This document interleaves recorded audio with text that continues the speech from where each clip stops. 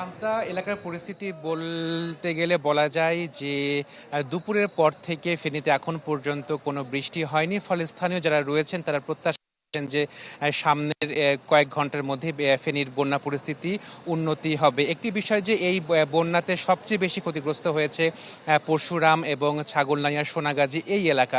ওই এলাকাতে যারা বসবাস করছেন তারা তাদের অনেকের আত্মীয় স্বজন তাদের সঙ্গে যোগাযোগ করতে পারছেন না। যারা ৩-৪ দিন ধরে তাদের আত্মীয় স্বজনের সাথে যোগাযোগ করতে পারছেন। আসলে আপনি তো এলাকার লোক, তো পেরেছেন কিনা, কি অবস্থা, কোনো তথ্য আছে কিনা আপনার কাছে? যে আজকে 3 দিন ধরে আমার পরিবারের সাথে কোনো যোগাযোগ নাই, কোনো আত্মীয় স্বজনের সাথে যোগাযোগ নাই। আমরা মানুষ কি বেঁচে আছে না মরে গেছে এখন পর্যন্ত আমরা জানি না। তো এখন পর্যন্ত আমাদের ওই ফেনী ফুলগাজী উত্তর দৌলতপুরে কোনো প্রাণ বা এবং কোনো সরকারিভাবে কোনো কিছু যাওয়া হয় নাই। আমাদের আতঙ্কের মধ্যে আছি, আমরা পরিবার নিয়ে সেটা এখন আমরা আবেদন করছি আপনার মাধ্যমে, যাতে আমাদেরকে উদ্ধারকারী লোক যাতে গিয়ে আর উদ্ধার করে আনে, এটা আপনার কাছে আবেদন। যে আপনি কি পেরেছেন?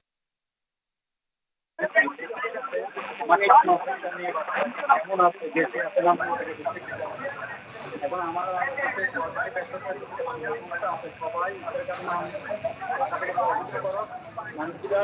হাজার হাজার লক্ষ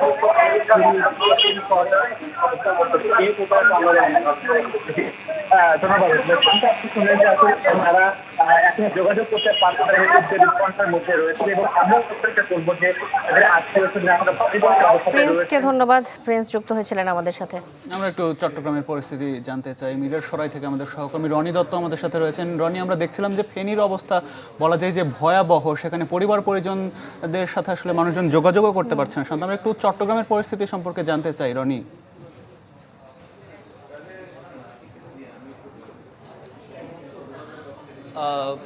চট্টগ্রামের এই যে আমি যে এলাকাটিতে আছি করের হাট, তার পাশেই কিন্তু আসলে ফেনী নদী, অর্থাৎ পাশের যে এলাকাটি সেটি কিন্তু ফেনী।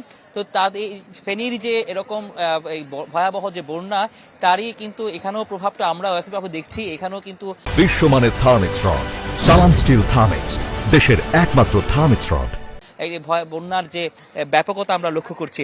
আমরা এখন আছি করের হাট এলাকায়, সেখানে যে করের হাট KM উচ্চ বিদ্যালয়ে। আমি যদি আপনাকে একটু দেখাই যে এই করের হাট উচ্চ বিদ্যালয়ের এটি কিন্তু একটি আশ্রয় কেন্দ্র, অর্থাৎ এখানে যারা বানভাসী মানুষরা তারা কিন্তু এখানে এসে আশ্রয় নিয়েছেন। তো এই আশ্রয় কেন্দ্রটিও কিন্তু কোমর অবধি পানিতে তলিয়ে গেছে, অর্থাৎ বোঝাই যায় আসলে ভেতরের অবস্থাটা কি সেটি একেবারেই অনুমেয়।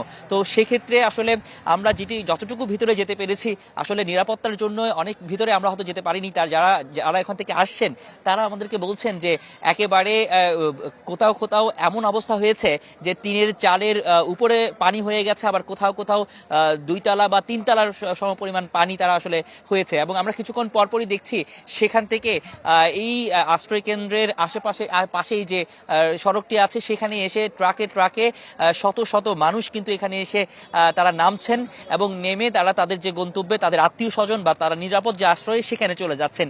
তা এই পুরো পরিস্থিতিটাই কিন্তু এক ধরনের বিপজ্জনক একটি পরিস্থিতি এবং মানবেতর জীবনের এটা তাদের তৈরি হয়েছে। কারণ এখানে বিশুদ্ধ পানি নেই, এখানে যে খাবার সেই খাবার নেই, শুকনো যে খাবার সেই খাবারও কিন্তু এখানে নেই। এবং যারা এখনো আটকে রয়েছেন, বিভিন্ন জায়গায় আটকে রয়েছেন, সেখানে উদ্ধার করার জন্য পর্যাপ্ত বোট নেই। যারা স্বেচ্ছাসেবীরা তারা যাচ্ছেন, তাদের কাছেও এমন জায়গা রয়েছে যেখানে আসলে তাদের যাওয়াটা আসলে সম্ভব নয়। তারা সামান্য কিছু বোট নিয়ে যাচ্ছেন, যেটাতে আসলে ইঞ্জিন চালিত বোট আসলে নিয়ে যাওয়া প্রয়োজন বলে তারা আসলে বলছেন। তো সার্বিক এই বিষয়টিতে একেবারে এক ধরনের মানবেতর একটি অবস্থা তৈরি হয়েছে। এখানকার যারা মানুষ রয়েছেন তারাও চেষ্টা করছেন এবং এখানে যারা যেসব গবাদি পশু থেকে শুরু করে শস্য ক্ষেত এবং একই সাথে যে মৎস্য যে খামার, এই ঘের, এই সবগুলো কিন্তু প্লাবিত হয়েছে। মানুষজন তাদের জীবন নিয়ে আসলে ফিরছেন। এখানে তারা কোনো রকম তাদের সামগ্রী কিন্তু আনতে পারেননি। আমরা যেটি দেখছি শুধুমাত্র তাদের কাপড়ের 2-1টি কাপড় তারা হয়তো নিয়ে আসছেন, এরকমও কিন্তু অবস্থা রয়েছে। একটি বিপর্যয় একটি পরিস্থিতি কিন্তু সৃষ্টি হয়েছে। এখানে কিছুক্ষণ আগে আমরা দেখেছিলাম সেনাবাহিনীর কয়েকটি গাড়ি কিন্তু তারা এখানে এসেছেন, তারা টহল দিয়েছেন, তারা সার্বিক পরিস্থিতি দেখেছেন, কিন্তু সার্বিক যে উদ্ধার তৎপরতা সেটির জন্য আসলে তারা স্থানীয়রা সেনাবাহিনীর প্রশাসনের সহযোগিতা চেয়েছেন, তার এখান থেকে আরও কিছু লজিস্টিক সাপোর্ট চেয়েছেন। সেই সাপোর্টটুকু যদি দেওয়া যায় তাহলে কিছু মানুষকে হয়তো যারা এখনো ঘরবন্দি রয়েছেন, বয়স্ক মানুষ রয়েছেন, তাদেরকে উদ্ধার করা যেত। তো সার্বিক এই বিষয়গুলো দেখভালের জন্য তারা কিন্তু সহায়তা জানিয়েছেন এবং এখানে যারা রয়েছেন তাদেরকে স্থানীয়রা তারা কিন্তু বেশ কিছু খাবারের ব্যবস্থা করেছেন। এখানে তারা নিজেদের উদ্যোগে এখানে খিচুড়ি রান্না করে তাদেরকে আসলে সরবরাহ করেছেন। তো এই ছিল এখানকার সবশেষ অবস্থা। জি রনি, অনেক ধন্যবাদ আমাদের সাথে যুক্ত হবার জন্য। দেশের বন্যা পরিস্থিতির খবর জানাচ্ছিলেন আমাদের সহকর্মীরা।